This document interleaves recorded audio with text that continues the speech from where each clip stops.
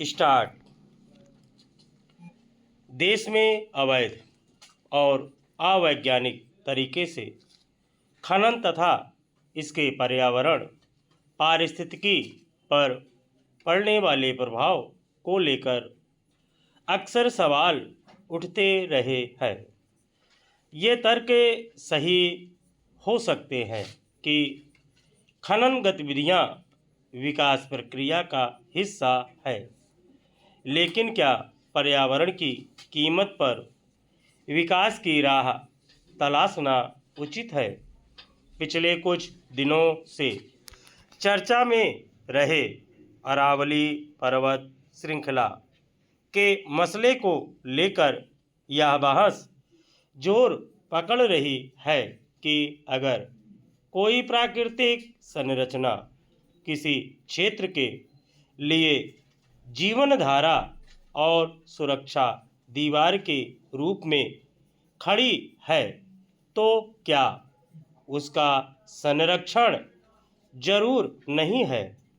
हाल के वर्षों में अरावली क्षेत्र में खनन गतिविधियां बढ़ी है और इससे होने वाले नुकसान को लेकर उठी आवाज़ की अनदेखी हुई है।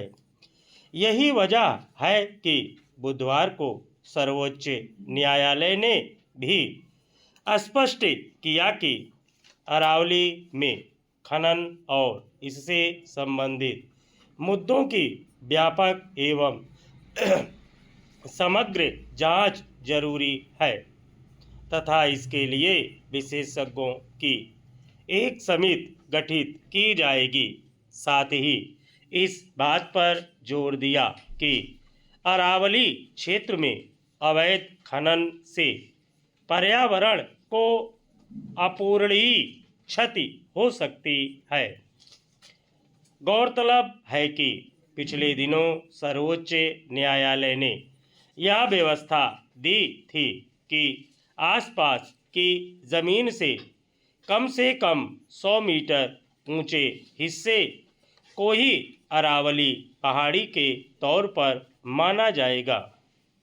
अदालत की इस नई परिभाषा के बाद यह आशंका पैदा हो गई थी कि अगर 100 मीटर से कम ऊंचाई वाली पहाड़ियों पर खनन, निर्माण और व्यावसायिक गतिविधियों के रास्ते खुलेंगे, तो इसके बाद समूचे इलाके के पारिस्थितिकी तंत्र पर गंभीर पर्यावरणीय प्रभाव पड़ सकते हैं, क्योंकि पहाड़ियों के बीच 500 मीटर की दूरी के मानक से अरावली का बड़ा हिस्सा पर्यावरण संरक्षण से बाहर हो सकता था।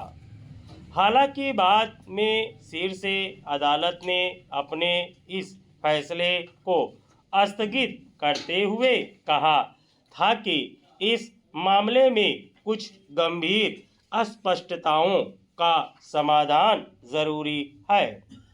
अब न्यायालय ने सरकार को 4 सप्ताह के भीतर खनन क्षेत्र के विशेषज्ञ और वैज्ञानिकों के नाम सुझाने का निर्देश दिया है, ताकि विभिन्न पहलुओं की जांच के लिए विशेषज्ञ समिति का गठन किया जा सके।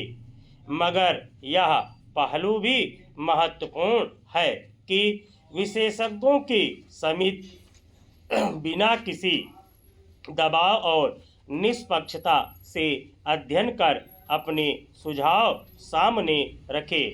इस चिंता को दूर करने के लिए शीर्ष अदालत ने स्पष्ट कहा है कि यह समिति उसके निर्देशन और निगरानी में कार्य करेगी।